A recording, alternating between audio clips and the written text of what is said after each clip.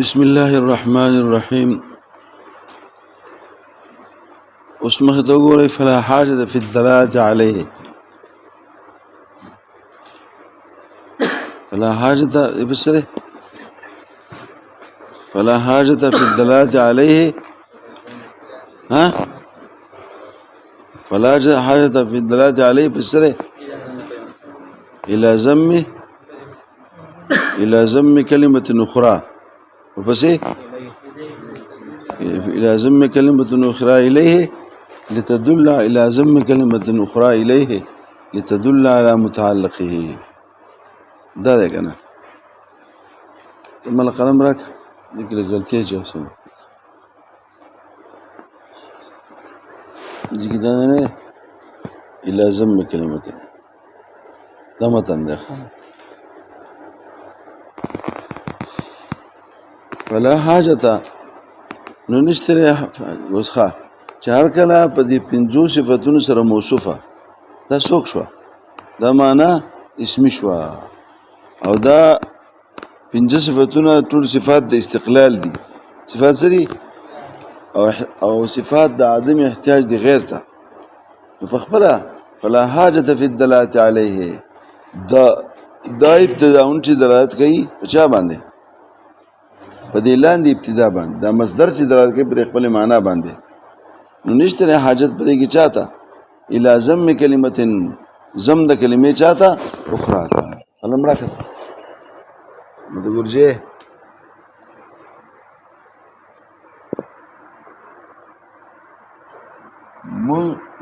منذ للابتداء دا منذ مبتدا للابتداء خبر دا ابتداء سره دا اسم ده سره دې معنی ابتدا ده دې معنی سره او نو اس دا لفظ په دې معنی باندې په درات کولو کې چار کړه دا دلته کې پنځه دغه رالو صفاتون را سبا کې رالو کوم یو مستقل بالمفهومیت ملحوظ فی ذاته او نامه وهم کماله دماغ خراب دي او لزوم د چا لزوم د متعلق د تعقل د متعلق د لزوم د دې خبره او سلام خبره اجمالا او بنځمه خبره سو اوري دې په دې درات کول کې په دې معنا کې دې اوس دا په دې کې د پنځه صفاتونه دي دا لفظ لپاسه په درات کول کې فلا حاجة في الدلالة عليه. دلالت د چا د دلالت په چا باندې عليه په دې ابتدا باندې چې موصوف به صفات خمسه سره نشته حاجت پکې الى ذم کلمه اخرى دلته کې سیر ته یا بسیط ضرورت شي دلته اصل کې چې منذ د پاره د ابتدا راځي نو د ابتدا مصدر شته وي ابتدا د یو فعل ما اوري فعل ما عن مكان ما انسو او دا فعل ما او مکان ما دا کلی دي کنه او دا کلی خو ته سره شرالو سین ته کنه اوس دا غو ذکر د ضرورت ته نو فلا حاجة في الدلالة عليه دې چې بدی من درات کې نشته حاجت بده کې الى ذم کلمه اخرى لتدل على متعلقه او هغه ذم د کلمې اخرى سیر وکنه او یا سو بصره وکنه چې هغه د متعلقه سو دلته چې په سرتو من البصره کې کم منو دې معنا سو دې معنا ابتدا و او د دې هغه طرفین سو کوغه جزئین سو جزئی او جزئی ته سهل نه رسي سو پر نوم دی نه غسته نو دا کلمه ده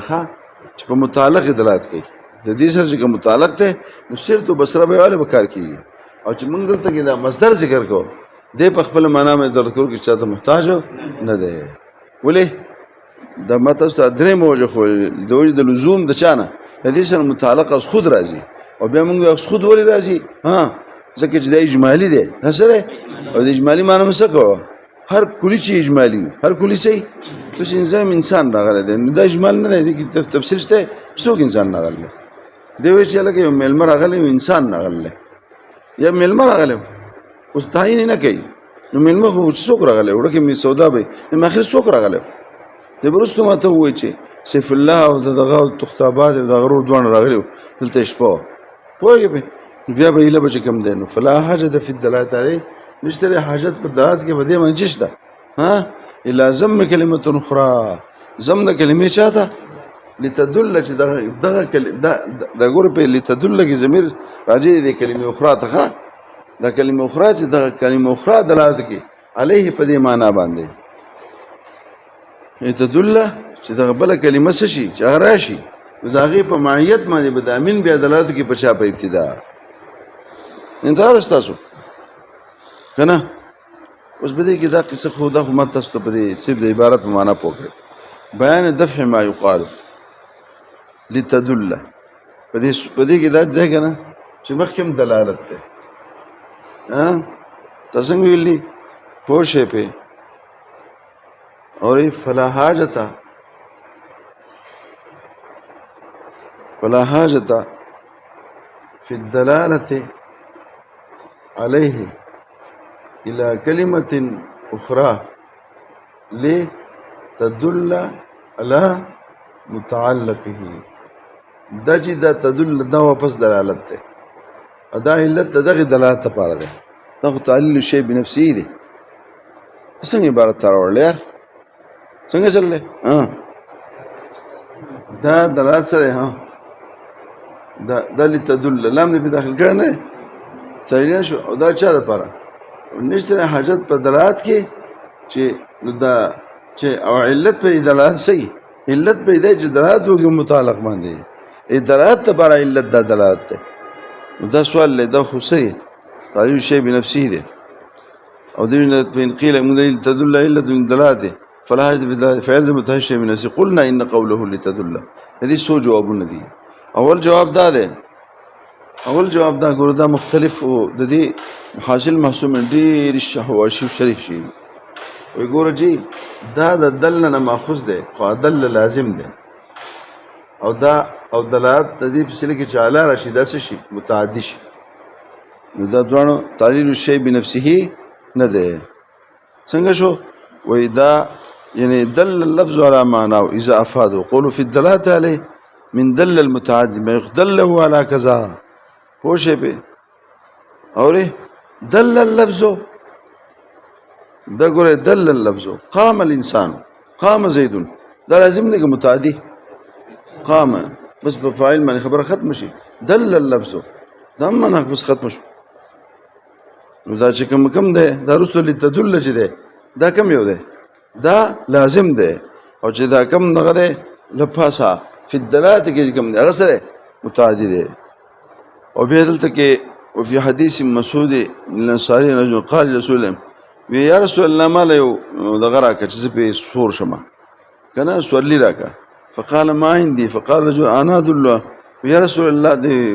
دې ته دغه وړي او نشته زه بل صحابي له دې بوزم هغه بوله ورکی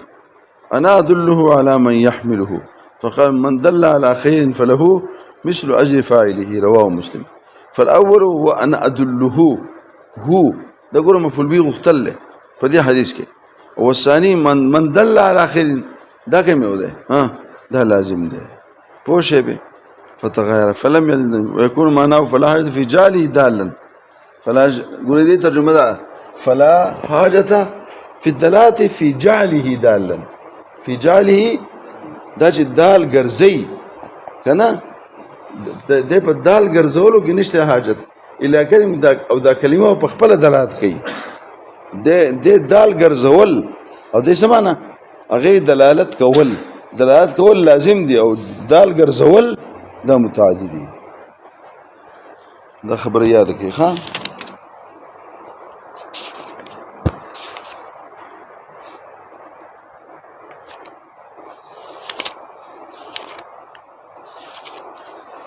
دا یو جواب شو یا علت د پر دلالت نه راځي فلا حاجة في الدلالة عليه الذين مخکې لفظ د زم تیر شوی دی دا دی کنه الا زم کلمه فلا حاجة الا زم دا د زم د پاره د زم سره لګاو کنه چا سره لګاو د دلالت سره ما لګاو څو شو دو جواب شو لزم یا علت د پاره د حاجت د پاره فلا حاجة اگر حاجت ته سره پاره لتدل على متعلقي په حاجت باندې متعلق ده پوه شئ پې یا لام دپاره د تعلیل اړو دی نه ځه نه لازم متعدی پکې نه جوړوم فی جعله دالن بلکې څه جوړوم دقې دلالت سره لګوم خو لام دپاره د غایت وایم څه وایم انجام به دی غایت به دی علت نه یم چې شی خپل ځان د شي لپاره خپل انجام دی انجام به دی چې دا به دلالت وکړي اورې لکه وما خلقت الجن والانس الا ليعبدون کې لام کم لام دی لام د ليعبدون د الله چې کنه د الله پاک د فعل لپاره علت یې سو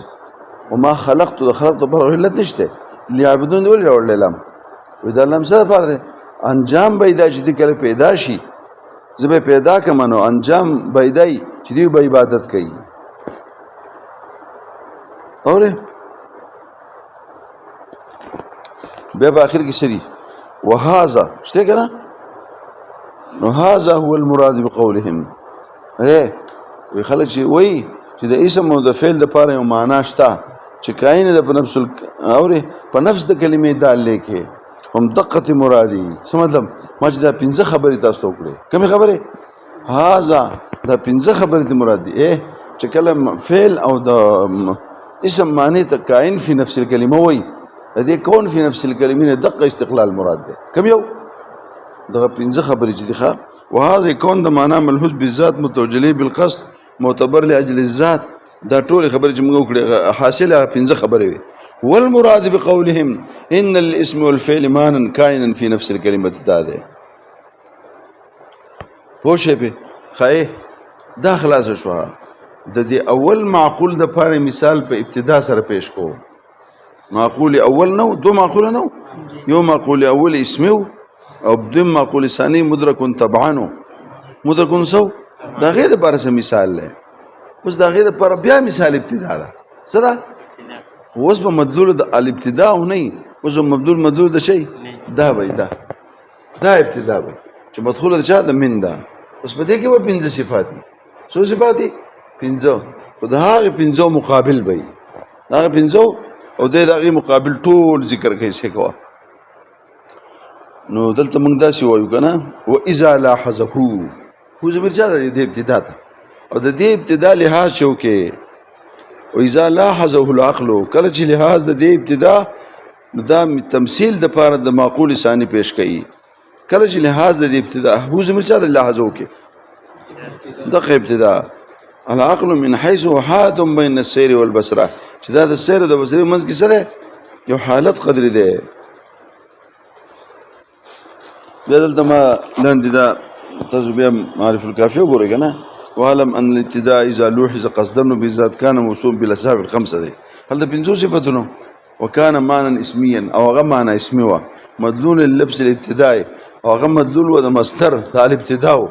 كما ذكرناه والآن يبين أنه لو لوحظ من حيث أنه حالة بين السير والبصرة وقتی خو مستقل وکنه بس به مستقل نه دا یو کیفیت ته د سیر او د بصرې ترمنځ ګوره دا ابتدا نه دا یو حالت ته د چا د سیر او د بصرې ترمنځ د سیر یو د دې دوه حالت بیانې ګوره حالت د سیر سره کونه مبتدا به او د بصرې سره کونه مبتدا منه دا حالت نه حالت دا ابتدا د دې سوای نه ها دا یو حالت ته د چا دا ابتدا یو حالت ته د چا د سیر او د بصرې دا یو صفت ده د دې سره صفت ده خبره ځان وکړه ها نو یو اول خدا شو او ما د ګورځي دا د خبره خدای کوم غنه خدا اصل اول متاسو تعین کوج دا حالت ته دې حالت کې اوس پنځه صفاتونه دي اول دا چې التتاویل معنا مستقل دلته معنا غیر مستقل بهم اول څه شو غیر مستقل بالمفهومیت دا نمبر 1 نمبر 2 بیا شه نمبر 2 تاسو څه ویلو ولته ملحوظ فی ذاتی دلته غیر ملحوظ فی ذاتی او دا مقابل لګنه او درې ملتسو چې څه شي لزوم دا تعقل د متعلق ته دی د دې متعلق به سره لازم دی لازم د شی جدا کیږي ما تاسو ته قاری محمود او دغه خبره کړې وه پوه شئ مې دغه بس نوکران چې دي که نه د پاسېدو سره او ته وایي نه چې ما سره لاړ شئ بس هغه دې دپاره دي بس چې هغه ده ته ګورو چې دی روان شو نو بس د هغو نه مخکې ټوپه کړي بس ګاډي ته خېږي چا ته ورسره ناست او شی برابر نیولی پوه شئ که نه شئ او چې خپل زوی ته وایي نو زامن پسې نه ځي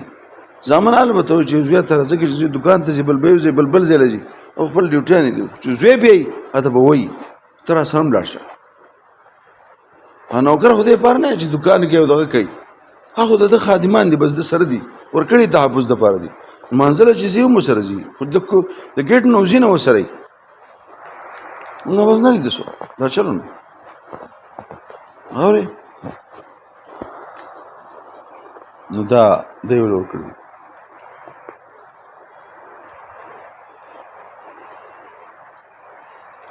نو څه شو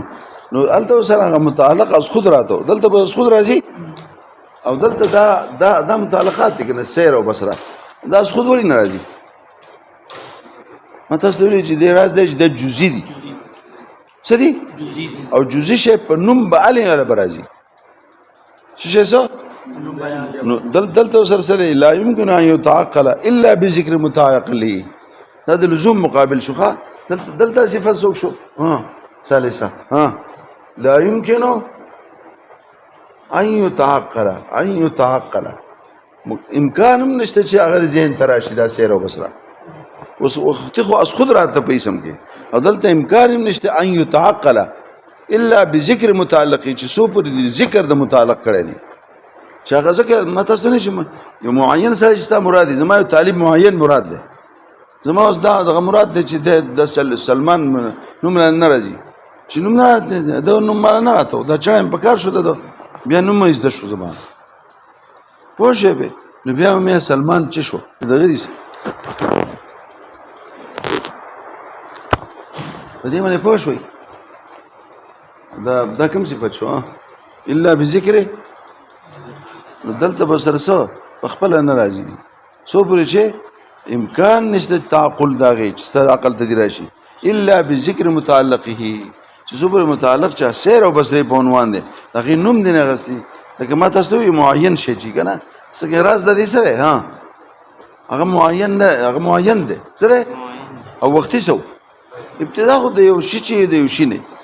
شی بس هغه شی خامخا نو عقل دا وایي چې دا به ځان ته راکاږي ځکه چې ابتدا نسبت طرفین نه کاږي نو که خاص طرفین نه راکاږي هغې به ته نوم علي او که هېڅ نه نو عام نه دی مطلق شی هغه به سره په خپل راشي نو هلته بیا احتیاج نه وي او چې خاص وي نو بیا به صحیح نو دلته هلته موږ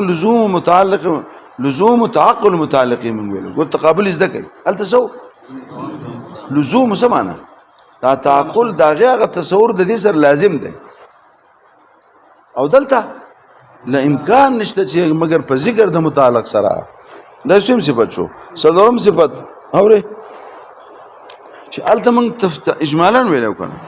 نو دلته څه دی تفصیلا دلته څه دی وایه که نه یار دلته څه دی څه معنا یعنی معین دی جزي دی تفصیل خو دی کې که نه چې نوم یې والی چې دا سړی دی نو دلته معین دی اورې پسې لاړ شه دا سوم شو څلورم پنځم صفت یې دا دی چې دی به مدلول نه جوړېږي دا مین به د معنا او مدلول نه جوړېږي مګر په ذکر د چا سره د متعلق ذکر به کوي هغې نه پس په هغه معلومیږي نو په خلکو ته پته ولګي چې او دا ابتدا دا یو حالت دی دې سیر او د بصرې ترمنځه هم دا فعل د دې ځای نه شروع سیرتو دا سیر د ده نه شروع شي دا شروع د دې سیر شی ده او د چا نه شی د دې مکان نه طرفین معین شو دا څو خبرې شوې پنځه صفتونه دلته هم شو ښه اول به کار وکړو دلته کې ما کلام کړلی په دې کې چې لفظ د حالت نه څه مراد دی پوه شئ پې ته چې نه څنګه دی په دغه کې عبارت اذا لاحظه العقل من حيث حالة د دې حالت لفظ څه معنا دی کته ګورئ جي وایي ما فإن قيل ما معنى كون الابتداء حالة من الشبه قلنا معنى كون الابتداء حالة من الشبه أنه رابط بينهما دا معنا دا یو رابط دی د دوانو ترمنځ دا مان دا ابتدا چې دا د سیر او د وسیل منځ کې یو رابط دی او سره او ملحوظ دی تبعا لهما او ملحوظ دی د دې دوانو تبعا لهما دا غو تبعا دی ملحوظ دی یعنی که دې ته مونږ ګورو ملحوظ کتلی شي ته وایي څه ته وایي اذا لاحظت شی چې ته وګورې لحاظ وکړې وګورې ورته نو دی چې ملحوظ دی نو څه دی تبعا د دې طرفین دی ملحوظ دی تبعا د دې طرفین اورې او موجب دی د انکشاف د حال د احدهما یو حال دی د ده یو حال دی د ده هغه حال څه دی دی مبتدا به دی دا مبتدا منه دی د هغې د انکشاف دپاره دی موجب دی د دې ابتدا شوه جو هلته مبتدا به شو چې دلته دا اله وې انتها وه جو منتها به وه که هلته علا وه یو شی له پاسه دی او بل شی لاندې دی نو هغه یو هغه له پاسه داسې یو صیغه جوړه کړه نو د هغې دپاره حالت نو حالت معنی زده کړه درې صفتونه پکې ووایي د حالت څه معنی ده چې رابط دی څه دی دویم مې څه ووایي چې ملحوظ دی تبعا له څلورم مې څه ووایي موجب دی د انکشاف د حال حال څوک دی ګوره یو حال له یو حالت دی ګوره ښه حالت خو دغه یو رابط دی او دا یو صفت دی که نه یو صفت دی چې دا دوه خبرې پکې ما ووایي چې رابط دی او بل څه شی دی او ما بل مې څه ووایي او طبعا ملحوظ طبعا دی دا ملحوظیت طبعا دا دی حالت معنا شوه او موجب دی سبب دی د انکشاف د حال وسته دي اول ته مبتدا به بل ته مبتدا منه د دقه حالتین او د دقه حالین وصفین د انکشاف لپاره دی سبب دی ځکه اصل کې موږ چې هغه راوباسو نو د دې نه به راوباسو اشاره باسو ابتدا سره مبتدا منه لګي انتها سره منتها به به نشو هغه حال هغه ته چې هغه صفت مشتقه او باسي هغه صفت مشتقه او باسي یعنی صفت مشتقه د کم مصدر صفت مشتقه د دې ابتدا دلته ابتدا د مبتدا او چې دلته سره انتها د منتها به نه وایو خبره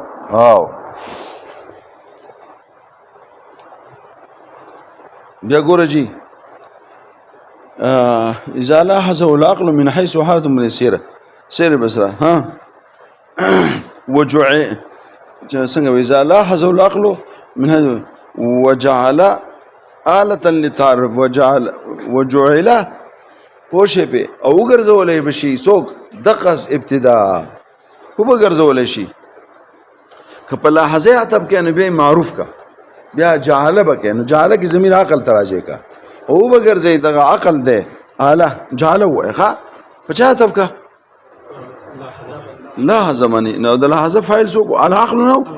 او دلته جعل فاعل څوک شو عقل او به ګرځي دغه عقل دی اله لتعرف حالهما اوس ما ته ګوره دا عقل بدا د دې من دا معنا ابتدا دا با الو ګرځي لتعرف د پاره د پیژنګلې حالهما د دې هما څوک دی یو سیر دی او هما هغه ده نو دا حال څوک دی حال دا وصف محموله اوس معنا څوک دی مبتدا او مبتدا به دلته حال نه دغه مراد دی ښا څه مراد دی وصف محموله اسوک دی دلته د ابتدا سره څوک دی مناسب مبتدا به او مبتدا منه مبتدا به او مبتدا منه انترست تاسو دې دلته موږ دا کلام کړی دی ښا فإن السير لا يقوم لا بس الا بعد نسبه الحرفين بينهما پوښوي فكمان الموضوع محمول لا يدري احد دا یو تمثيل پیش کړل ښا پوښوي بیا دلته کې بیا موږ دغه سوال لا چړل چې مخکې د حالت وې دته وی مخکې تا دې ته وې چې انه د لاحظه العقل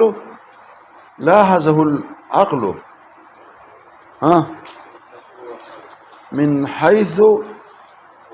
هو حالة ګورت لاحظه دغه ابتداء عقل چې دا یو حالت ده نو ته په خپل د حالت وي وس دی وې چې او جعلوي لتعرف حالهما د حال د تعارف لپاره نو زمونږ ذهن کې راځي چې حالت خو دی په خپله اوس دی پوه شې آله ده څه ده وجعله آلة که نه وجعله د عقل دله وګرځې آله وختي په خپل حالو او اوس به د دې حال نه دا حالت او د دې حال به یو معنا وي یو معنا شو نو د هغې معنا څه شوه د حالت دی په خپل حالت دی او اوس وایي د حال معنا بیا هغه حالت شو د دې حالت دپاره د ذریعه ده نو وختي په خپل حالتو نو دا خو حالت د دې حالت دپاره ذریعه شوه نه شوه چې دی اول حالت شی دی څوک ابتدا اوس د حالت دپاره دی څه دی آله ده نو خو دی په خپل حالت وکنه خو حالت د حالت دپاره څه شو دا لکه قسمه قصه ده دا خو آلیت شی نفسي راغی ما تاسو ته جواب غوښ هغه حالت جدا معنا وه حالت څه معنا انه رابطه بینهما او ملحوظه او طبعا او بل معنا سو موجبه لانکشاف موجب هغه حال دا معنا وه او دلته د حال څه معنا ده هغه اوصاف وصف محموله دا وصف چې به محمولېږي نو د هغه دپاره ذریعه دا ده د ابتدا د چې د معنا د دې من ابتدا وه ځکه وروسته به موږ مبتدا به مبتدا به ولې موږ ووایو د دې ابتدا د وجې نه دی ولې ذریعه شوه دغه قصه موږ ټوله کړله ښه پوه شوې پرې دویم صفت کان معنا غیر مستقل دلته بیا ګورئ ښه ما چې څه لیکل کړي به ګورئ کان معنا غیر مستقل دا دویم صفت شوی دی نه نشته دا دغه شو ښه کان معنا پوه شئ دا اوس په اول شو کان معنا غیر مستقل من المفهومیه دا بیان دا اوصاف شو خو اوس په ثاني نه دی ذکر کړی کم یو دی هغه یې تر کړلی پوه شئ پې په دلته مونږ چې کوم دی نو دغه خبره ښه هغه یو هغه د کوم ځای نه معلومیږي نو دلته سره دا پروت دی د غیر ملحوظ فی ذاتي دلته سره دا پکار دی څه پکار دی خدا د استقلال نه چونکې دا معلومېده د دې وجې نه دی ذکر نه کوو بس هلته ذکر شوی دی په هغې اکتفا وکړه ځکه چې مستقل بالموفیت شو او هلته هغې سره یو دم تاویل چې ملحوظ فی ذاتي شو نو دلته څه شو نو دا غیر ملحوظ شو د دې وجې نه دی پرېښودی دی انتصارالو دی پرېښودی دلته موږ په دې تصریح یې کړې ده ښه او دا لا یمکن ان یتعقل دغه د راټوپ کړو الا بذکر متعلق دا ما سم ویلو دی لا یمکن دا دریم نه ویلې هغه دویم نه کو ذکر ښه هغه پرېښو ولې پرېښو دا هغه ځای نه معلومېدو او دا یې ذکر کو دا یې سویم شو الا يمكن ان يتعلق الا بذكر متعلق او بیا سره سویل بخصوصه دا د اجمالا په مقابله کې دی هغه څلورم صفت شو بخصوصه څه شو نو چې هلته څه اجمالا نو انسان اجمال لیکن مجملا چې و انسان وایه او چې معین وي بخصوصیت به زید وي صالح انسان ویل او د هغې نه زید اخیستل ګران نه ده او چې معین کوي به زید وایه بخصوصي وایه دا بخصوصي د چا مقابل کې شو دا وصف رابع شو د حق تفصیلا په مقابله کې دا چا اجمالا په مقابله کې شو خو هلته اجمالا ته تفصیلا ویل پکار و که نه نو تفصیل کې شی بخصوصي نه شي نه بخصوصه وي بیا ولم یذکر الوصف الثاني وکون غیر کما قلنا دا شو پوه شئ پې دلته ما یو بل سوال کړلی ته چې لا یمکن ان یتعقله تعقل خو تصور دی بسلم کې وایي نعم لا هجر فی التصور څه او ته وایي لا یمکن ان یتعقله د تصور نشي کېدی نو هلته وایي تصور دار شي کېدی شي دلته یې نشي کېدی دا سوال دی مونږ وایي جی مراد د تعقل نه د تحصل وجود دی څه دې وجود ته نه راوځي تر څو پورې چې د متعلق ذکر د دې نه هلته تصور نه مراد لا یمکن ان یتعقل څه معنا لا يمكن ان يتحصل جواب شوخه ولا ان يدل عليه دا مصيغه د مجهول کې د مدلول نه جوړيږي څوک دا ابتدا څو وای د مدلول نه جوړيږي یعنی د مدلول نه جوړیږي د لفظ د من